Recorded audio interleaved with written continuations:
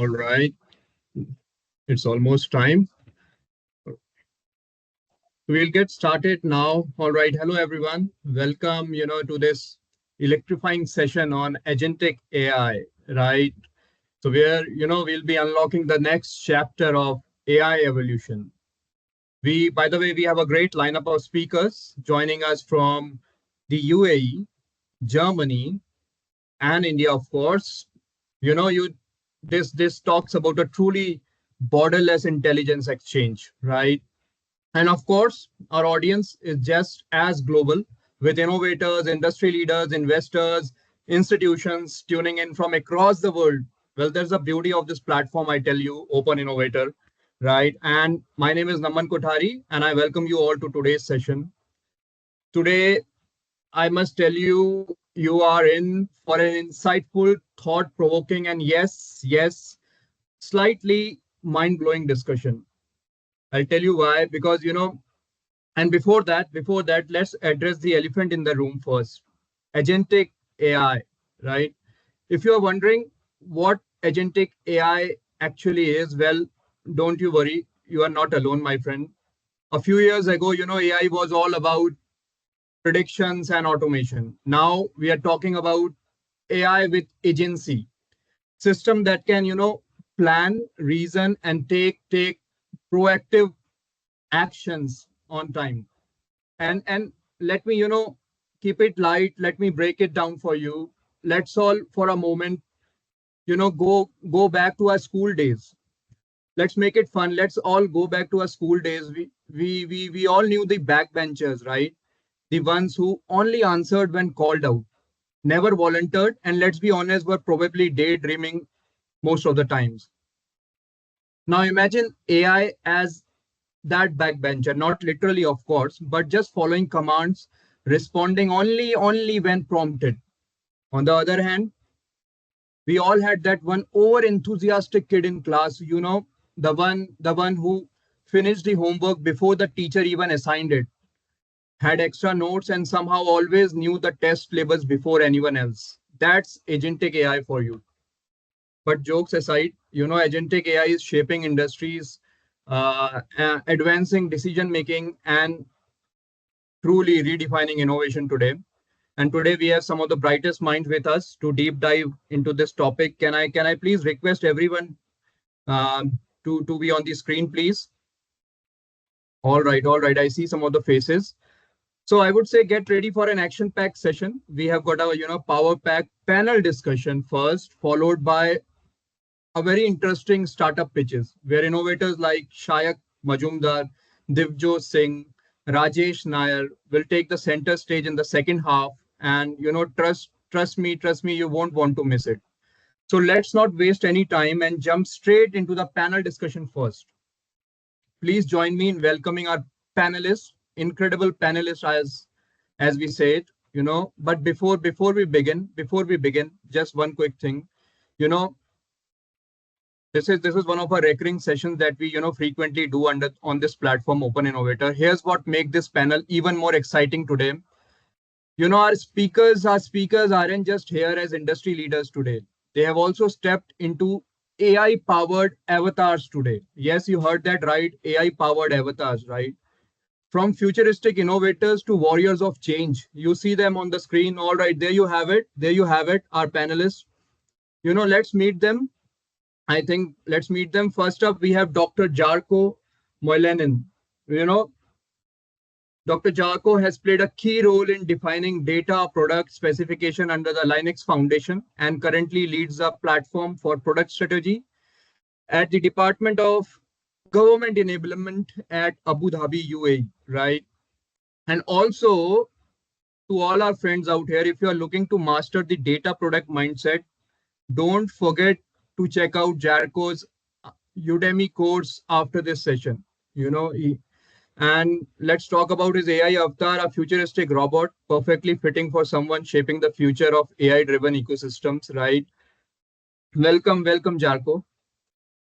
Next we have Olga as a founder of Gen AI, Generative AI Works. Olga is a leading voice in helping businesses translate AI innovation into real business value. Her AI avatar, as you can see, represent a fierce warrior, reflects her approach, cutting through the AI hype to focus on what truly matters. Welcome, Olga. Welcome to Open Innovator platform. Now let's welcome our third speaker, George. We've been in touch since quite some time now. George specializes in agentic AI strategy and implementation. His AI avatar is a Persian warrior, symbolizing strategic thinking and the ability to navigate the AI challenges. Welcome, George. Can we have you on the screen? And lastly, we have Sushant Bindal. Sushant is driving AI innovation at scale, fostering startup enterprise collaboration as the head of partnership at Mighty NASCOM Center of Excellence. His AI avatar represent, of course, an Indian warrior. Sushant, can we have you on the screen? Can we have all our speakers on the screen, please? Thanks, Naman. This looks more like a Thor rather than an Indian warrior. So that's what we call it, the Avengers of innovation. With a panel like this, Sushant, we are set for an insightful and engaging discussion. Let's hear from them. And today, all our friends will be, getting to know what's real, what's hype, and what's next for agentic AI, right? So without further ado, all right, let's kick things off with a deep dive into the technical side of agentic AI. We have a lot to cover. We have limited time, so I'll quickly take it up. Jarko, over to you. Jarko, you have been deeply involved in defining data product specification under the Linux Foundation, right? And given your expertise, my question to you is, how do you see agentic AI in particular acting as a consumer of these structured data products? Thank you, and I hope my voice is audible to everyone. Okay, good. Leading the data product specification on the Linux Foundation for a couple of years. I started the development 2021, and initially it started as a computational model. So even in the early days, we were thinking that the consumers are gonna be machines. They are not built for the humans. Of course, they are. Let's take it back. They are probably built for humans to view and decide, but now we were quite correct with the guess that we're gonna go for computational models more and more, not only evaluating data quality or SLA or pricing plans or so on, but the overall total selection, evaluation, and usage of the data is gonna be run by agents, and that's now most likely happening. The question is how fast and how deep it's gonna go in different sectors. But that's the idea behind the data product specification itself, that we saw it that's gonna come as one of the main consumers, one of the personas that you need to take into account. The machine is gonna come there and make all these in seconds, not like humans take it weeks, even months, but these machines are gonna run these evaluations in seconds, and then they switch to another data product if they see the return of invest is better. So this cycle of data consumption and purchase is gonna be like super fast eventually, if everything goes smoothly. Just that's briefly as a starting point. Some thought-provoking claims here. We can always debate, is this gonna be accurate or not, but let's see. No, thanks, Jaco. Actually, that's actually a great insight, right? Structured data products are, clearly the fuel that makes AI engine smarter, more reliable, and efficient. And now let's shift gears a bit. We'll bring George into the discussion. George, can we have you on the screen? Yes, we can hear you. Yes, I share my screen. Hello. All right, we can hear you now. Yes, we can see you as well. So George, over to you. Let's, talk about something that's critical yet often overlooked. Agentic AI for SMEs, right? I see many SMEs joining us today. Many small and medium businesses often struggle with, AI adoption. That's what we have also seen during our interaction with SMEs.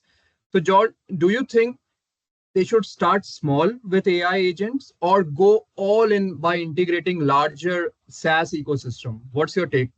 Mm. Well, when it comes to agentic AI, I love the proverb that says the future is already here, but it's not evenly distributed. So I guess we are on the hype cycle somewhere between the peak of the hype and through the trough of disillusionment. That said, all these SMEs are not equal. There are those SMEs that already have started a journey of digitization, that have clear and available data sources and have their ERP and CRM providers already established. And they are at a different point than the SMEs that are less digitized, relying on less digitized workflows. And you have to take that into account in order to see where you could have a starting point. And I would say the more digitized SMEs should start already with their established SaaS vendors who may have like Salesforce, who have their own agentic workforce, and start to leverage the beginning of the framework that are already offering productivity gains, and doing that in a guided manner by the sales representative that help them to leverage the gains that are offered by the platforms.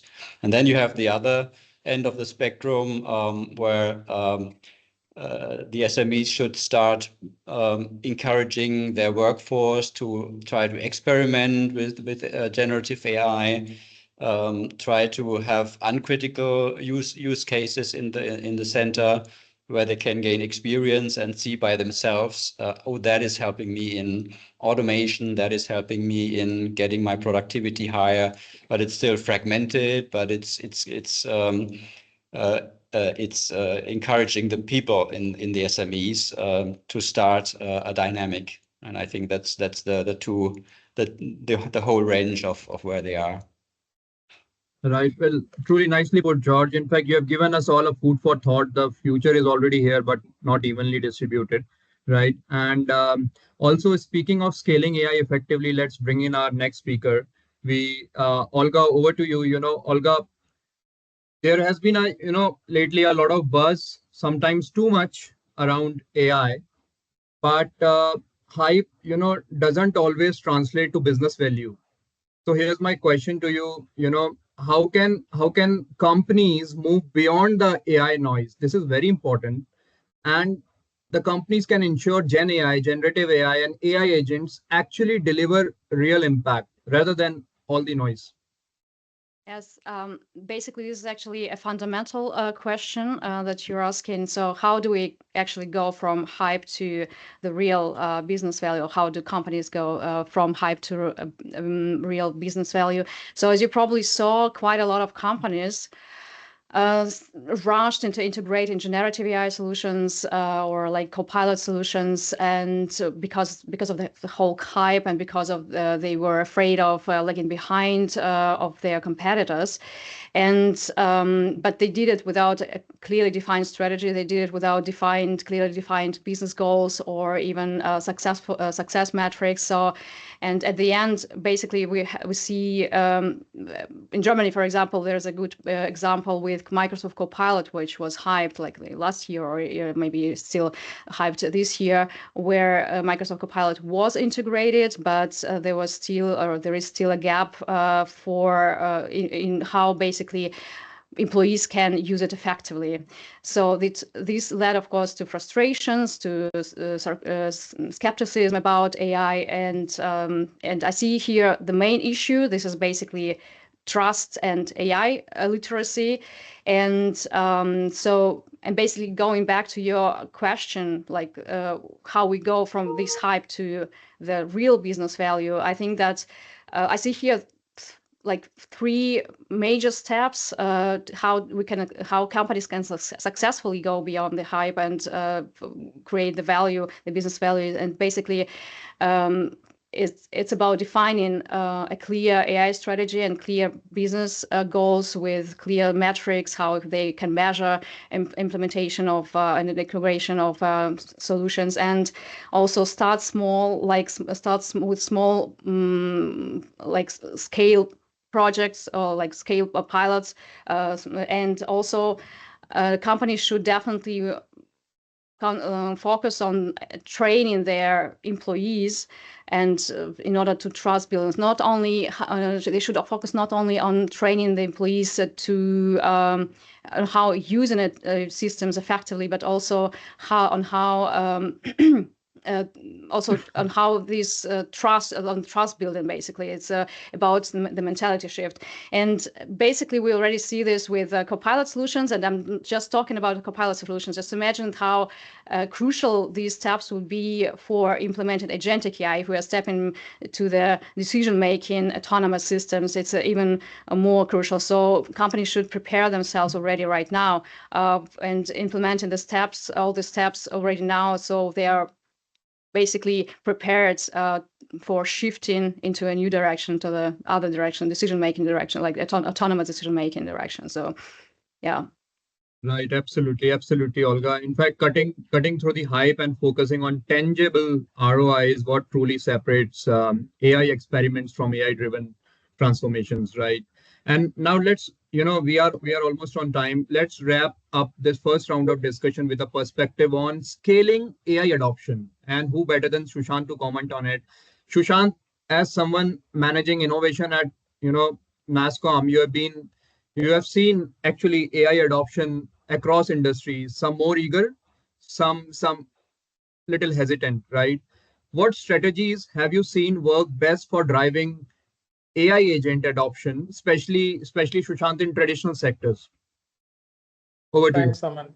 Yeah, so I totally agree with what Olga said. You should not be caught up in the hype cycle, and focus on low hanging fruits, which can deliver the result ROI immediately. So take an example of manufacturing. You should look at predict AI agents for which can predict equipment failure and the downtime. Look at the logistics. You can focus on route optimization, finance, customer service, and which can deliver the return on investment, build that trust with the relevant stakeholders. So once that trust is built, then you can look for the complicated use cases around supply chain orchestration and multiple others, which requires the agentic mesh approach, getting the data from different views. So another thing is you need to be clear about have a clarity around buy versus build. So some of the problem statements where you don't want to use an external partner, you want to build, you should have that clarity. Once you have that clarity, what are the use cases where you're looking at tangible solutions from the startups, then from the external world, startups is one of the best options, because of their agile nature. They can immediately give you ROI. And then I believe, being part of this startup ecosystem, you should partner with or all these traditional companies. They should partner with the ecosystem enablers like us, where what we do is we work with a lot of enterprises across different sectors. So there's a lot of learning that we have when we work with these sectors, these enterprises across different sectors, and we can impart that sectoral learning for solving these use cases at scale, and this will help these enterprises mitigate the risk as well. And third thing, I think Olga has already covered, is getting the stakeholders buy-in. So so I have this analogy, when the employee will think of AI as a collaborator, not as a replacement, you will have the adoption in a faster way. So I think so. Start with a clear problem, aim for quick wins. Engage with the right stakeholders, and partner with external stakeholders. I think these are the best ways for faster and short adoption at scale. All right, wise words, Sushant. Think of AI as a collaborator, right? Great. So, and with that, we have wrapped up the Power Pack first round of discussion. And now that we have, set the stage with the fundamentals, let's keep a step into the future. Right, we'll now move to the second round of discussion, and we are almost on time. Olga, this time we'll start with you. Let's start with you. You touched upon a topic called Copilot, right? Very interesting. So, Copilot AI solutions are evolving very fast, rapidly, and businesses are actually still figuring out how to best integrate them. So, looking ahead, Olga, where do you see these solutions heading in the next 3 to 5 years? And most importantly, what should companies be doing today to stay ahead of the curve? So yeah, so in 3 to 5 years, where I see AI, basically I will move from assistant AI, so basically from those co-pilots or any other AI agents like chatbots or voice bots to active agents or even proactive agents. So like agents which will be able make decisions on their own, adapt flexibly, and even change their strategy or change their decisions strategically without human interference or with little human interference. And basically, this is one trend which is we can all actually see already right now. But what else I can imagine in 3 to 5 years is that businesses will need to adopt their processes probably according to it, so that they can actually implement these agentic AI systems or these autonomous decision-making systems. So so this would actually be quite a big challenge, but still, this is where I see how it can go.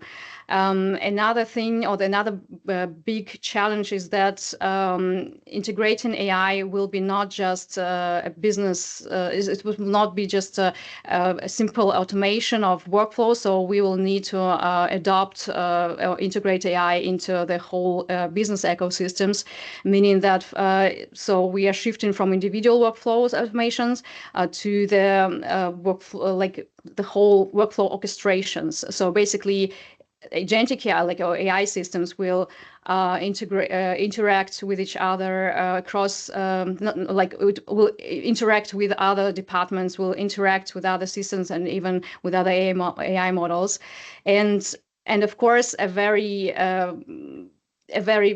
important point or trend that, or even a challenge that we will face, is basically AI governance and ethical considerations. So companies should start actually creating and developing new AI governance paradigms or frameworks already now, so that they are prepared for letting their agentic AI into the companies. So, and yes, and if companies start already now, they actually have a very good chances to have like higher rates or like successful rates in integrating and implementing the agentic AI. So basically, starting small with a small scale projects or pilots, already working on the AI frameworks, governance frameworks, and also investing into AI literacy in training employees, because there are still no trust even with co-pilots. I'm not talking even about agentic AI. I'm talking about even simple, not simple, but co-pilot solutions or even generative AI solutions. Yeah. Right. So clearly, starting small is the key. The future sounds both exciting and demanding, and those who prepare today will lead tomorrow. So, speaking of the evolving AI landscape, let's bring Jarko back into the conversation. Jarko, earlier you touched upon agentic AI interacting with humans, and as these AI agent consumes and act on data, how do you see, human oversight and collaboration evolving? This is very important. Are we actually, heading towards a world where AI is just assisting, or will it take on a more autonomous role? What's your take on it? Either option is possible. So I don't see it as a black and white. It's a decision that we do as business people in the companies. Most of us are fearing that it's the fully autonomous, which is a disaster.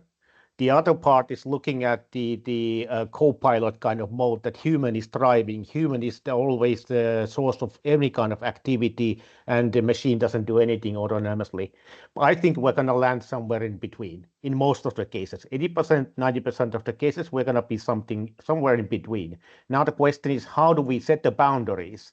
Most likely some kind of governance models, which we already touched a little bit, the AI ethics and everything else included. Governance models are going to set the framework under which these autonomous elements of the teams can actually operate on. And then we give them more refined guidance as humans. So we decide on certain things, certain steps, when they are not allowed to proceed autonomously, for example. But we need to learn, as I think Sushant was the one that mentioned that, okay, look at the low-hanging fruits first, the simple cases. Get familiar with all the technology. Make sure that your people understand what they are doing, how they operate these agents and agentic AI. By the way, there's a good question. Are we talking about AI agents or agentic AI? Brilliant question, but let's not go into that yet.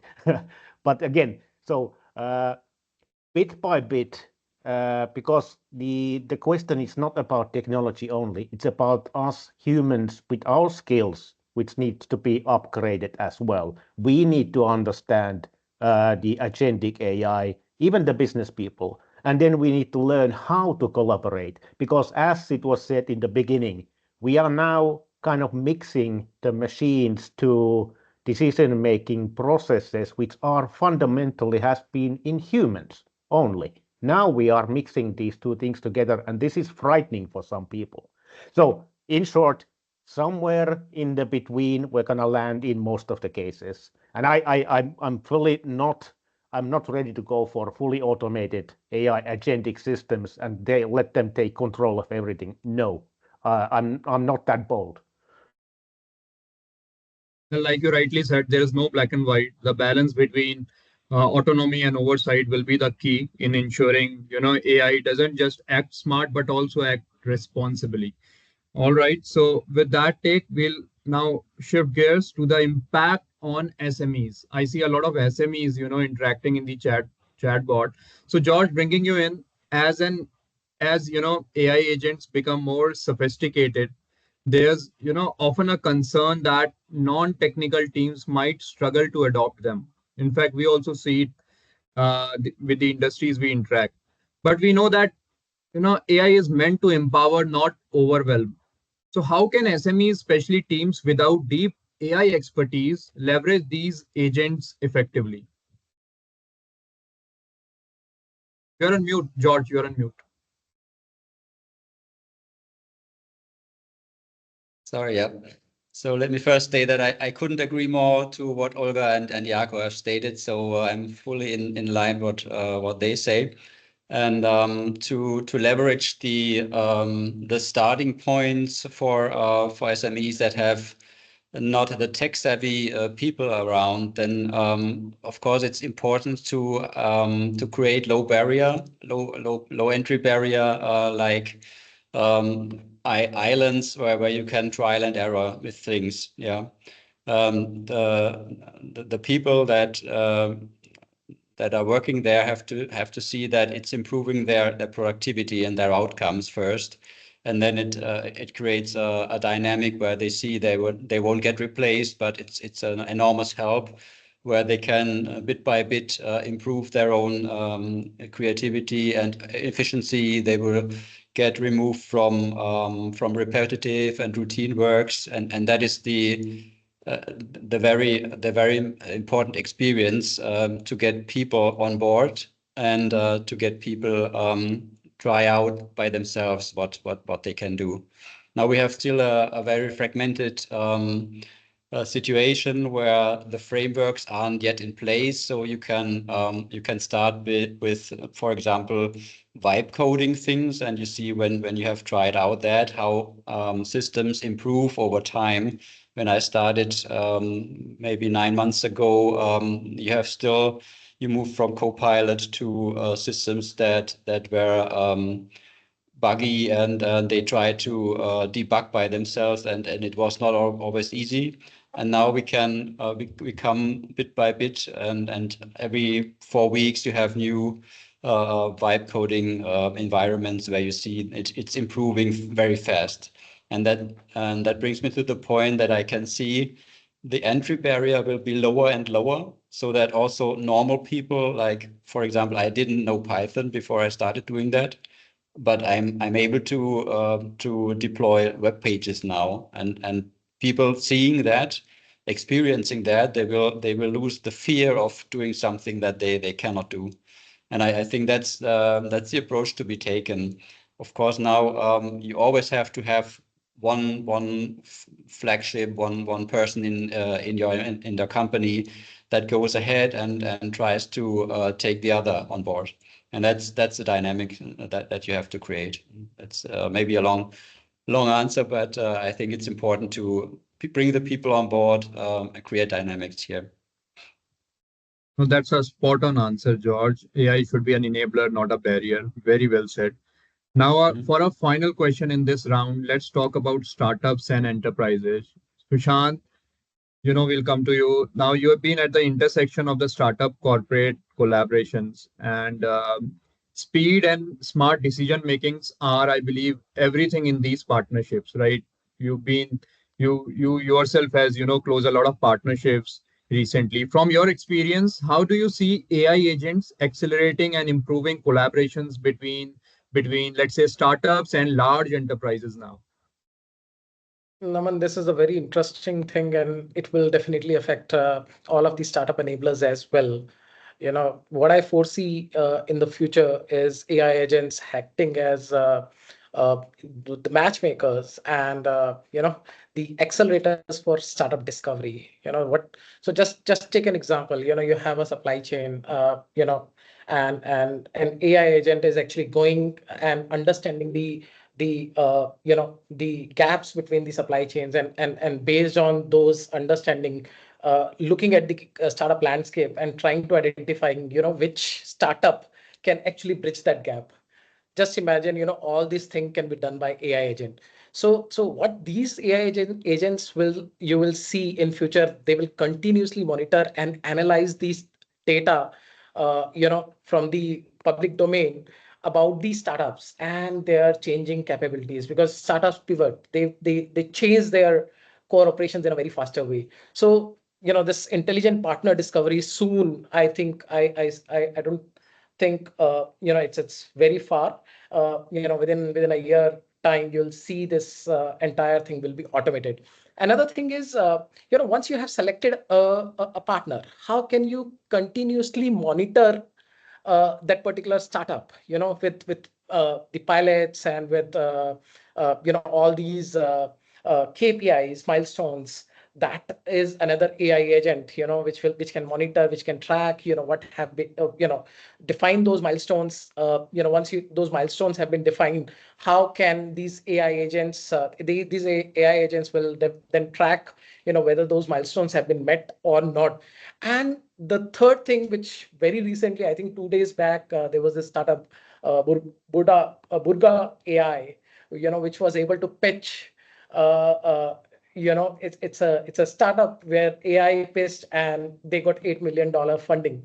Now, just imagine, you have all your investment thesis in a model, and the model is trained to think like, based on your investment thesis, and you as a startup, your AI is actually pitching based on that investment thesis, and everything, the funding is done via AI agent. So that's something which I'm seeing. I'm seeing a lot of startups, coming, which are automating intelligence, a lot of AI agents, startups, which are actually basically tracking, you just plug your MIS as well as your legal, banking details, and they will check each and everything for compliances.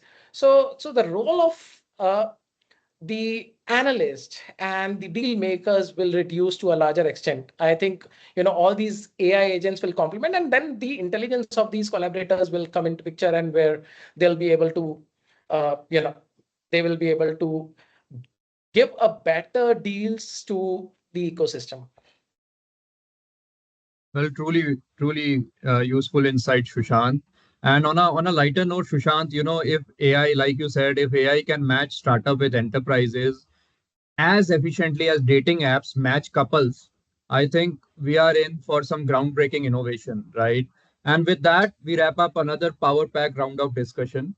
All right, what an amazing discussion we are having. The insights have been flowing, I would say, faster than an AI chatbot trying to complete your sentence before you even finish typing.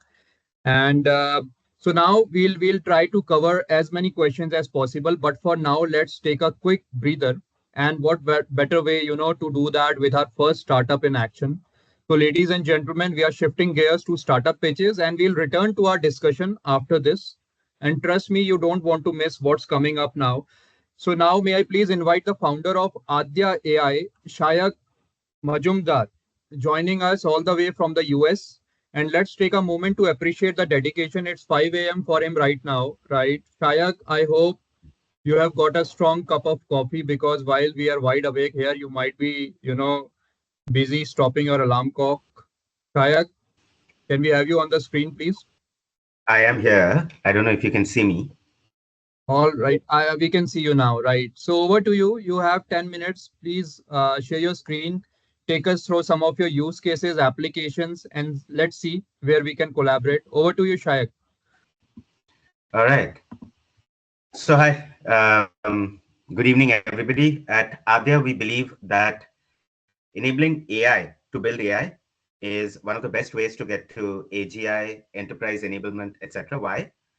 Because a bunch of intelligent agents working together in cohesion, learning from each other, is essentially where we are headed, and that is, in a way, what we call AGI.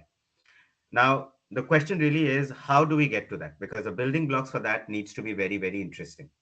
So to do that, we created one of the world's most advanced AI platforms, which has 5 different building blocks. Let me show you. So here in our platform, which we call the Vantage platform, there are 5 different building blocks. The first one, I'm here at the Vantage Agent Studio. In the Agent Studio, we do 2 things. First, there is a drag and drop builder here.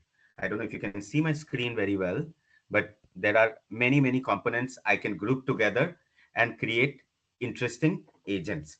These are agents which are enterprise grade, can handle a large amount of data. All these are very, very established, kind of, you can call them libraries. You have your inputs, outputs, prompting, different data connectors, connectors to connect different agents together, hundreds of models that we are plugged in. As you can see, almost all the models that you can imagine, databases, your vector databases, etc. So essentially, put these things together if you know how to, and you can create your own agent. Once you're done, you can click on the UI generator and it will create an entire application for you. The other thing that you can do is you do have something called a playground here. Click on that and you will be able to test how your agent is performing.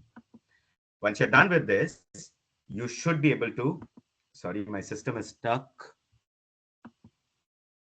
Can you guys hear me? Am I audible? Yes, sure. All right.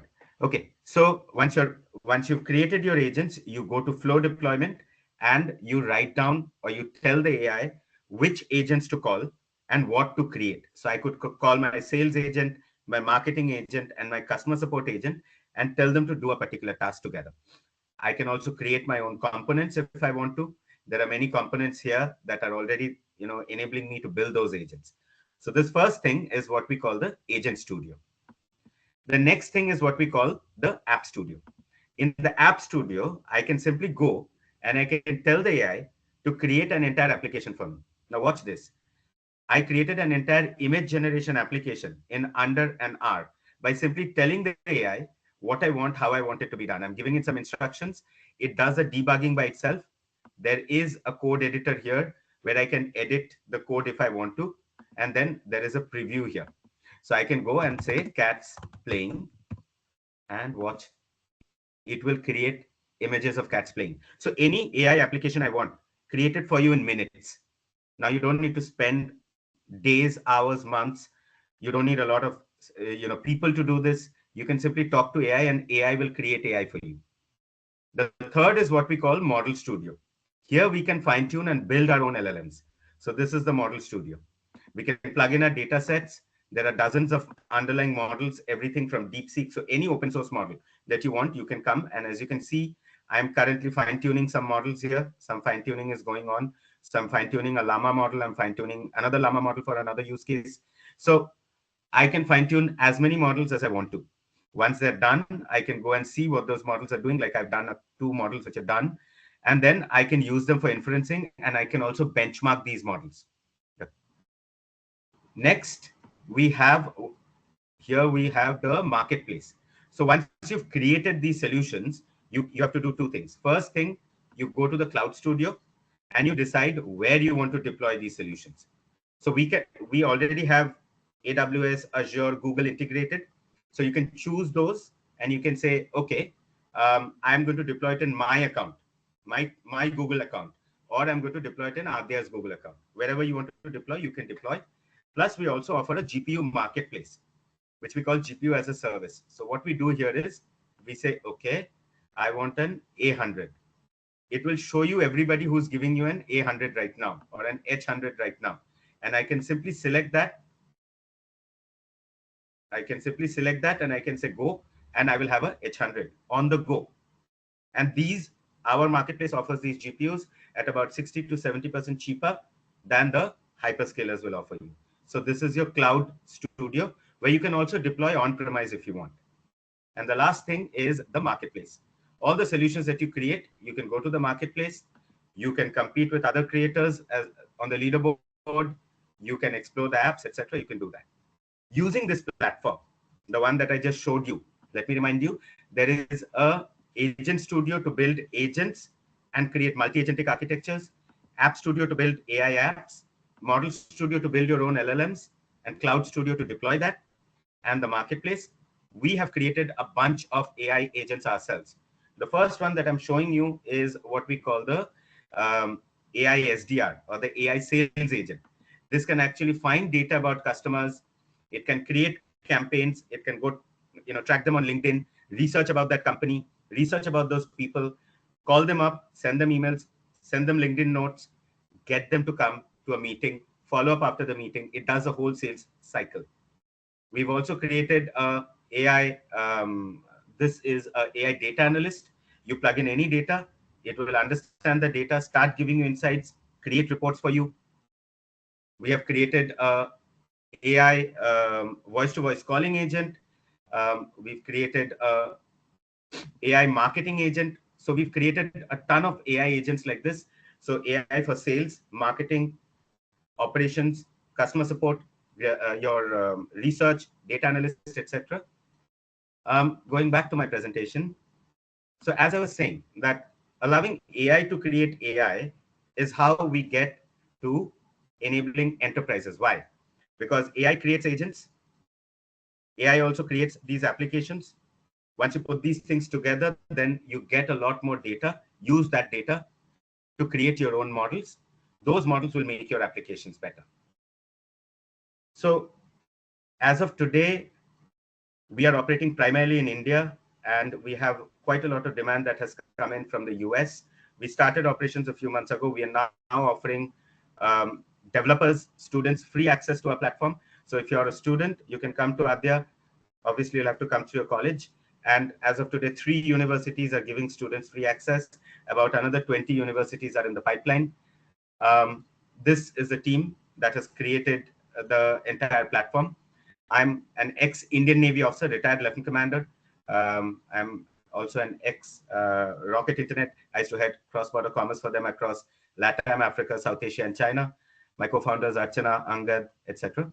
So I'm going to take a pause here and see if there are any questions. Well, very interesting pitch, Shayak, and on time, crisp pitch. So I'll let our speakers, our Jarko, Olga, George, Sushant, any questions or anything specific you want to understand from Shayak? Yeah, be kind to me. My neurons are not firing as well as they should. I haven't slept all night. Yeah, but let's continue. By the way, Shaq, that was a very interesting pitch. In fact, I could relate to some of the use cases that you mentioned, particularly with regards to the data. So would be happy to connect with you offline and discuss what further can be done. And Sushant, We are anything creating from your about side? 40 different agents right now. Agents for Mhm. engineering, agents for healthcare, agents for recruitment, agents. So there's just a ton of agents being created right now by us. Also, many developers are coming on our platform and creating also. It's like an Interesting. entire platform. Yeah. Interesting. So there are many synergies that we could see, and there are many use cases from the enterprise side that we can take the help of Shayak, and we'll be reaching out to you, Shayak. But very interesting product, and I love the GUI. So how you can create the agentic mesh, because uh, Yeah. there are not many who are doing this GUI for getting the data. How are you managing the data, data in terms of the cleanliness, the kind of consistency that is required for multiple agents? How are you managing that as a part of this this agentic mesh approach? So two things. One is, yes, what we did is we did the agent building in two steps. The first is what the GUI is, and the second is on top of it, we built an NLP layer. So you can simply go and say, call these 5 agents or call these 6 workflows and create this combination for me. So you do that. So there the AI creates the entire workflow for you. The first layer is where you get to granularly control everything, because large enterprise use cases, you can't simply chat and say, do this. It doesn't work well. Towards that, what we've done is we built deep libraries, so which are data transformation libraries to connect these data pipelines. So you can even have like one of the, I can't name because it's a very confidential project, but they have handwritten files from last 40 years. You will not believe they have close to 100,000 employees, handwritten files for the last 40 years, that now that will have to be created into an entire model, and then that will start giving them insights about the future of that organization. So you need to have enterprise grade pipelines to be able to do that. So Right. we've created data transformers. We've created I can go back to my share my screen and show you how, but it is built in there. So we've Right. used MCP with event-driven architecture. Plus, we've also used things like large documentation platforms, etc., to enable that. And Shai, quickly, in the interest of time, if you can just quickly in the next 30 seconds answer some of the questions that we have received from the attendees. Is it possible to get the access for the trial? And can Adya create only AI agents or other AI solutions as well? Quickly. There's a first, possibly entire end-to-end AI stack today that I have seen, and I'm sitting at the NVIDIA GTC looking at every possible startup. So I can possibly make that claim with some assurance that you can make an AI app, an AI agent, and an AI model on Adya and launch it on any cloud. Now, beyond Perfect. that, physical AI, we haven't touched. That's the one thing we haven't touched. Perfect. Thank you so much, Shai. Thank you. We'll now By the quickly, way, you can access this by messaging me or connecting with me on LinkedIn, wherever. Just drop me a message. I will give you access to the platform so you can go start building stuff. perfect. That's a bonus for all our attendees. Great. So, all right, now we'll deep dive again into the discussion. We have already uncovered some of the brilliant insights into evolving world of, agentic AI. Now for the final round, let's dig even deeper. Now we are going to explore real world impact, future trends, and knowledge gaps and practical deployment strategies. So basically everything that takes AI agents from just being cool tech to real business game changers, right? Now, first up, Jarko, let's bring you in. Let's talk about where agentic AI meets the real world beyond research paper and theories. So, Jarko, with your work, we've been doing a deep dive into your profile. With your work in defining data product specifications, you have actually seen how structured data unlock AI's full potential. So, what are some real-world examples or use cases where agentic AI leverages structured data products and can drive a significant impact, especially or particularly in government enablements or enterprise AI? All right, that's a good point. Uh, The same applies here, what was discussed previously. I'm going to take an example from the Abu Dhabi government work that we've been doing with the open data that has been the selected environment and data segment to play with because it's the lowest risk. We don't play with confidential or secret data. We play with open data, so we can do it quite freely.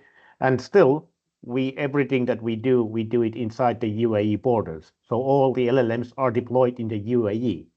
So we are prepared also for using the confidential data in the same model. So we are building a model and practices that can be applied even further down the line, even though we started with the open data, which is quite freely to play with. So everything is kind of kept in mind that, okay, this is a long play we're now playing, not a short-term value only. But of course, starting from the open data, one of the early agentic things, well, let's be honest, it was more like AI agents rather than agentic AI, more like automation and then bringing the LLM capabilities into the game. And that use case is now turning into more the agentic AI as long as we mature. But the thing is that we needed to have feed into use case library presented along with the open data sets. So community needed to have some inspiration what to do with the open data that we are publishing for them to use. Because one of the main goals of open data is to drive innovation. So we wanted to kind of kickstart that more, and we were thinking, okay, let's enable that the data consumers can upload their use cases. They can define their use cases. Okay, most likely will not happen. So we decided to use the LLM, and now with help of the AI agent, there's an automated process that when certain amount of new data sets are published in the platform, the agent starts to look for combinations of data sets and then generates use case descriptions. Okay, what you can build, for example, from these data sets, but it doesn't stop there. We took a one step further.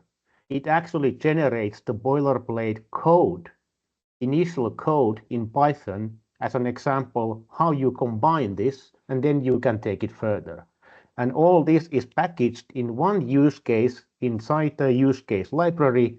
You have the business description of it, you have the links to data sets, and then you have the code as open source code, and start playing with it, whatever you want to do. And I'll tell you straight, this is not yet in production. This is still in staging environment. So this is not yet public, but it's gonna come out. And this is one of the big steps that we're gonna do. Enable and use of really simple use of AI. So it wasn't very complex thing to do, but the biggest thing was to figure out what is the best use case to apply it, which we've been discussing. Low barrier, easy to implement, and doesn't take too long, and has still good impact, in at least that's what we are hoping for. So this was kind of a easy pick for us to start with, and now we are going towards the agentic, where we are putting the agents work as a team. One is looking at the community, their consumption, what they are looking for, what they need for, what is going around on open data platforms around the world, and what is the data that we are having now, and then from those start working on the use cases and use the same engine again for the result itself. So, but again, gradually going forward, as we've been discussing the whole session, don't jump directly and try to eat the whole elephant at once. Go bit by bit, but keep your eyes on the horizon where you're going, instead of doing small steps and then figuring out what to do next. Have a plan where you're gonna go, and then start executing it step by step. Well, that's a powerful perspective, Jarko. Go bit by bit and keep your eyes on the horizon. Great take, especially in large-scale applications, right? Now, George, over to you. Let's shift focus to the future of SaaS, right? There are many SaaS companies who have joined us today. We know SaaS platforms, have already advanced businesses, but with agentic AI in the mix, things are bound to change drastically. So, George, looking ahead, what are the biggest shifts you anticipate in how SaaS companies build, integrate, and monetize the complete agentic AI solutions?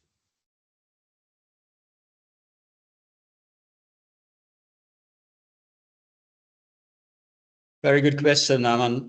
I think SaaS companies are now facing the first time the innovators dilemma, as they were the forefront in the business model beginning from the cloud era. But now they see there is a new technology where they are facing disruption. So innovators dilemma means I rather disrupt or get disrupted. So if you see, for example, I cited Salesforce, I think they took a very good approach by starting developing Agentforce and applying it internally, and then proving internally the adoption and the gains in productivity that they establish, and now going step by step externally and sell it to the external world, and letting the customers upgrade by themselves, helping the customers, taking by the hands and showing them the productivity, additional productivity gains that can be increased, right? So I think that's the path forward for SaaS companies. If they would stay at the current business model, they get disrupted and they will be obsolete over time. That's for sure for me.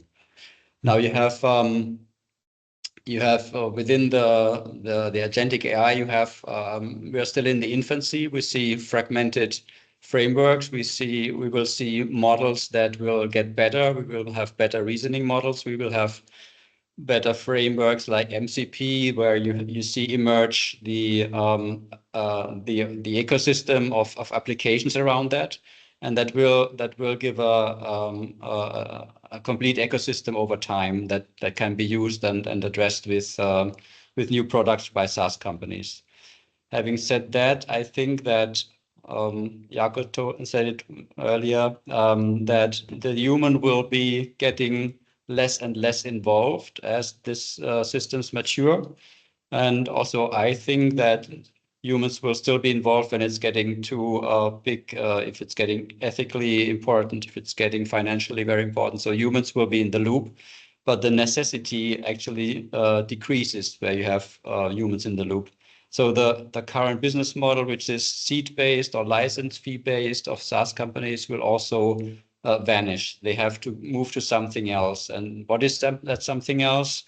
My hypothesis is you will have a transition phase where they will be trying to implement token-based quantity of tokens related business models, where you have pay on the basis on how many tokens you spend, and then getting into a model where you have metrics where you can have the output validated and evaluated, and charge your customers based on the real output of what the agents will do. And I think that's depends on the industry, that depends on the vertical. The metrics will be different, but at the end of the day, customers will pay for conversion. Customers will pay for how many more leads the systems create, and what the autonomy brings us. So I think that's a path forward. No, great take, George. Thank you. Thank you. All right, let's now address one of the biggest hurdles in AI adoption, the knowledge gap, right? AI agents are powerful, we all agree, but many businesses struggle with understanding, implementing, and scaling them effectively. Olga, bringing you in with based on your experience, what are the biggest knowledge gaps businesses face when adopting AI agents, and how they can bridge them? Yeah, so yeah, definitely there are some knowledge gaps while adopting AI, and actually AI adoption is not just about technology; it's actually about people.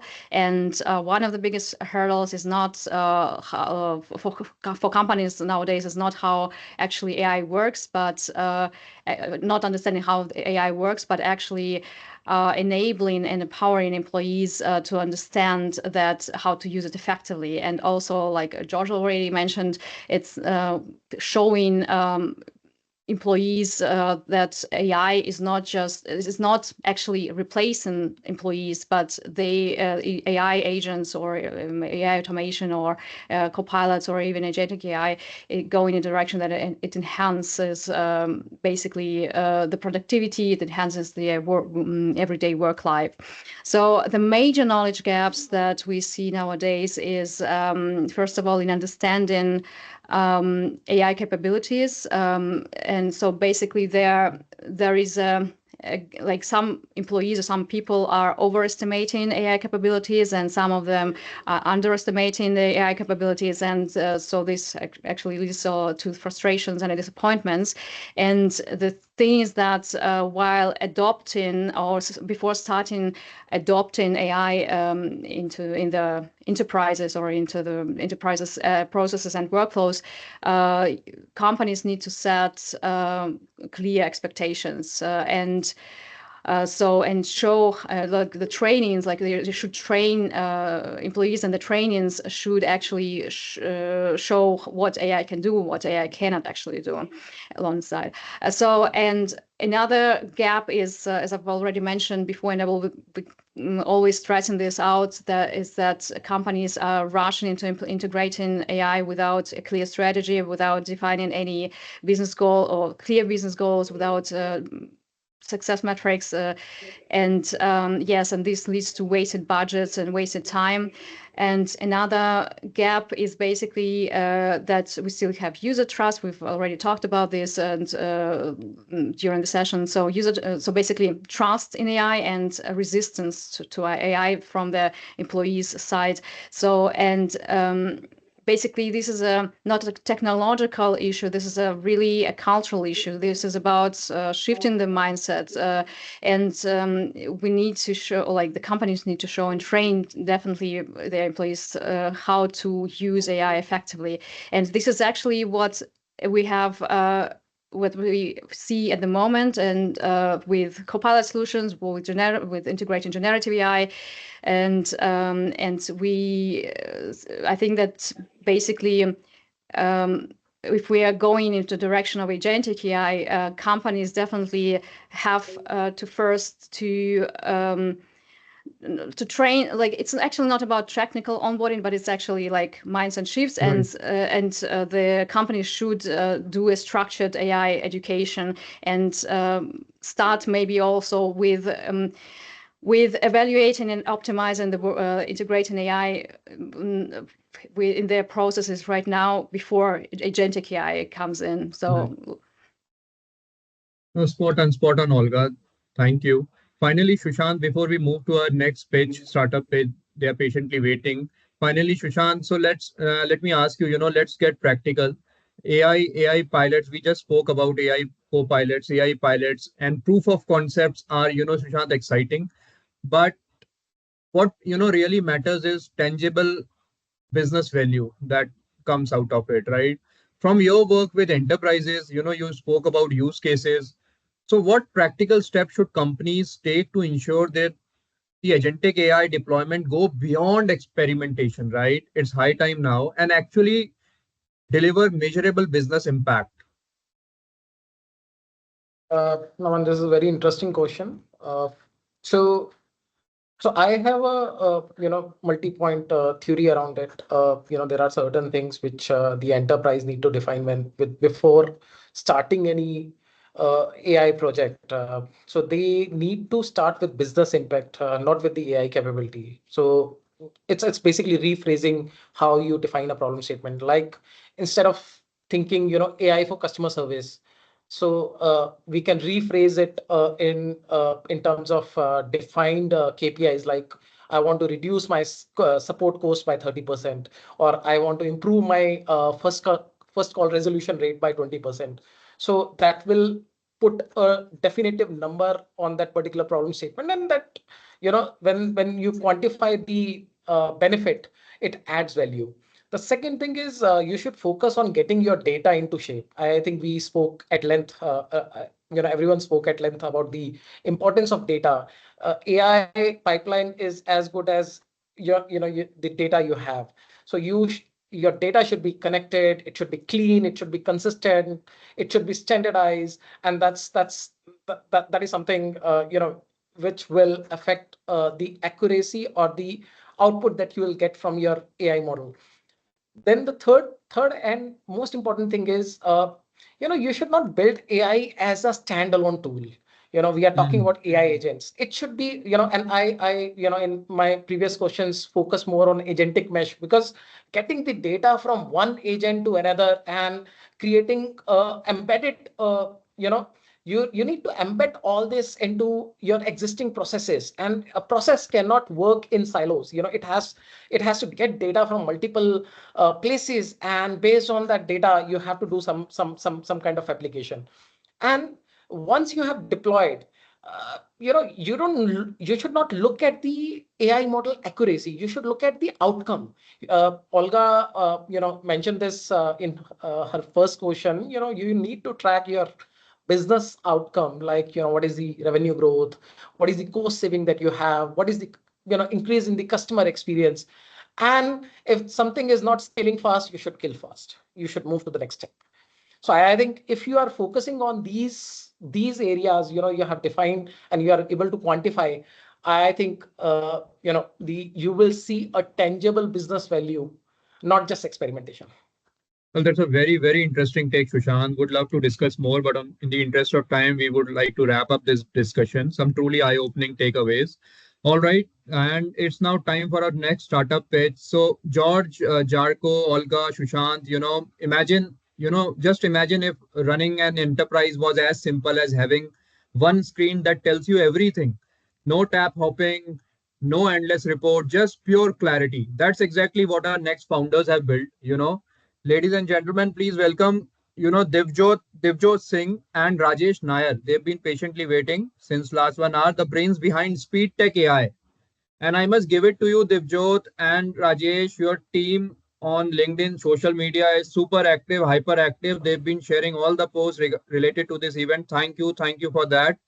The brain behind tech AI. Given today's discussion on agentic AI, we have to ask you first, does your AI just assist, or is it, already making executive decisions by now? Devjot, Rajesh, over to you. Thank you. Thank you, everyone. Thank you for the time. So we are SpeedTech. I'll come and answer your question. Let me just introduce you. I am the CEO and I am joined by my CTO, Divjot Singh. So the current level where we are at, no, it is following the instructions that are given. But yes, as you must have seen my post yesterday, we are making it in a way that eventually it will work proactively to take decisions. Hope that answers your question. All right, over to you. Please go on. Thank you. So, ladies and gentlemen, good evening. SpeedTech has made a Gen AI platform called Raya. Under Raya, we have got 3 products live right now: Raya Telephony, Raya Concierge, and Raya IDP. So let me tell you what is Raya. Raya is responsive AI-enabled yield assistant. Raya Telephony is a very, very sophisticated voice assistant. Concierge is an enterprise chat GPT kind of product, and IDP stands for Intelligent Document Processing Assistant. It's a conversational AI platform which leverages large speech models. We have STT and TTS, natural language understanding capabilities, and most important, it has a natively built trust layer for no compromise on security. The top 3 problems which are solved by Raya products. If you look at telephony, we have taken the global problems. IVR wait time is 29 seconds on an average. And typically after 20 seconds, we get pissed off and then 80% customers drop off. Global wait time on a customer support call for handling query is 14 minutes.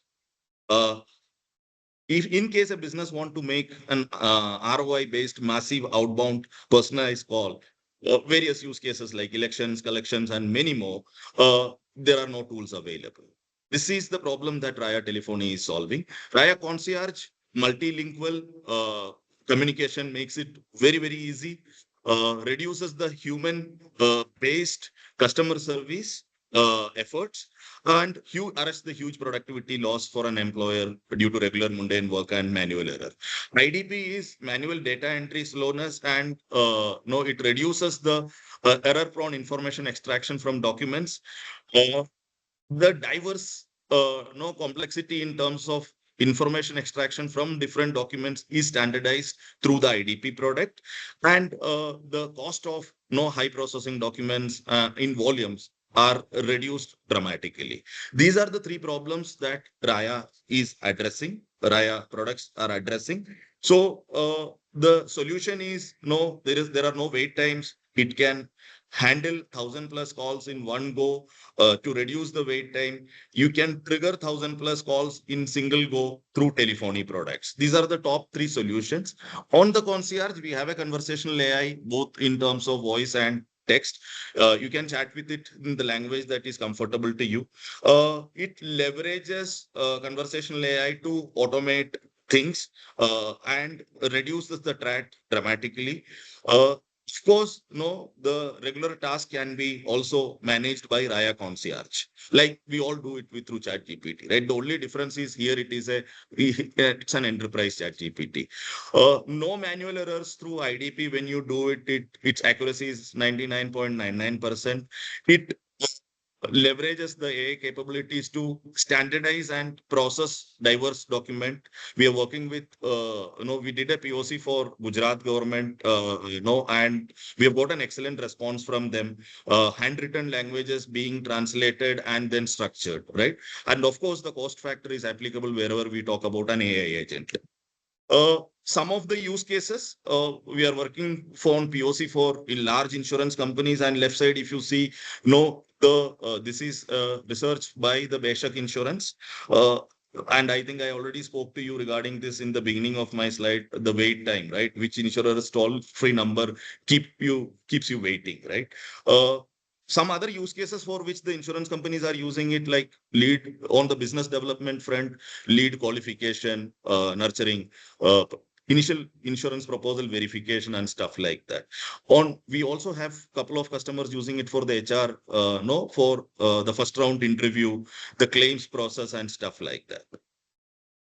Raya Telephony, if I have to just quickly summarize on the features, multiple accent and voices. You can build it as your own AI. We give you an interface where you can write the prompt and train it. Once you sets it up, no efforts required on the human side. Multiple reports that comes to you. You can do a call scheduling, and most importantly, multilingual. Probably we are one of the few players who have got an India number and Indian languages completely up and running. We have one of the clients testing it in Sanskrit, and we backed that deal. Use cases for inbound, feedback, complaint, queries, enquiries, and bookings. Outbound sales, you want to do the lead qualification, give offers to the customers, campaigns, reminders, multiple use cases. Concierge, left side, you see it's like a bot.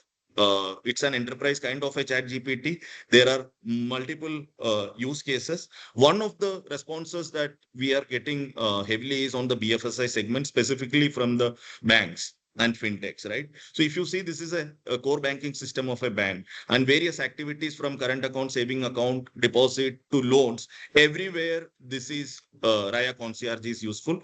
We have partnered with one of the largest fintechs in the country and the oldest fintechs in the country, who gives infrastructure to around 700+ banks. And we are doing a POC with them to take our product to these banks, to offer as a service from their side. We are also working with a player where they are doing the reward programs, and Raya Concierge is being used for answering the customer queries and FAQs and stuff like that, and personalized recommendations, of course. IDP, extract from anything from any document. When I mean anything, it is purely text. Process it and create it into a format that is required by our customers, right? It is plug and play for any system. It can read any format, whether it is PDF, XLS, or whatever it is. And all these products have APIs and API capabilities, right? A lot of discussions Rajesh, happening with the quickly, government. you need to wind it. Please just quick 2 minutes. Quickly, you need to wind it up. Yeah, we are on time. I'm done with this. Is the last slide. Yeah, on the product side. Capabilities are multiple. We are talking to corporations for tax collection, GST, announcement with political parties, election campaigns. There are multiple use cases, create public awareness and stuff like that. We are an 11-year-old firm. I, Vandana, are the founders. We are ex-bankers. Divjot, who is there on the call, he is the CTO. Vijay is the CBO. Both Divjot and Vijay were with Cognizant for good number of years. Jitendra joined us from Citi. He's the CPO and the CIO. Our business team consists of Commander Nishant Sharma, ex-KPMG Indian Navy. Milind heads the SME business. He joined us from TCS after 23 years. Mohammad Anas was with HCL for 15 years and then he joined us. He's with us for the last 8 years. All right. How does Raya work? This is it, right? It ingests information from your system and makes it available on demand. Over to you for your questions. Perfect. Looks like BFSI and you are trying to speed up the work of chat support and customer service agents, right? So looks like an interesting use case, especially in the BFSI sector. And any specific questions, Sushant, or from any speakers? Or we'll take it offline. All right. I see some of the questions in the chat bot. We'll take it offline, Rajesh. Sure. Right. And just like that, we have come to an end of a mind-blowing session. And but let's be honest, this isn't just an ending. It's a spark, a beginning, a call to action. And tonight, we have covered the future of agentic AI. At least we have started the discussion, witness how it's set to redefine industries and seen the kind of, unstoppable innovation our startups are bringing to the world. But the discussions like these are only as powerful as what comes next and what we do with these ideas. So to our incredible speakers, Jarko, George, Olga, Sushant, I'll be very honest, you didn't just share insights, you gave us the vision of what's possible. And to our fearless startups founders, Shayak, Rajesh, Divjot, your work proves that the next big breakthrough aren't in the distant future, it's already here, happening right now. And to everyone in this room, the thinkers, the builders, the risk takers, you are the heartbeat of this revolution. Thank you so much for joining. And this isn't a goodbye, this is an open invitation. Stay in touch, keep the ideas flowing, and let's make sure today's conversation fuels tomorrow's innovation, right? Until next time, stay bold, stay curious, and let the magic happen. Thank you everyone for joining. We'll meet again. Let's be in touch. Thank you. Thank you. Thank you for inviting me. Bye bye.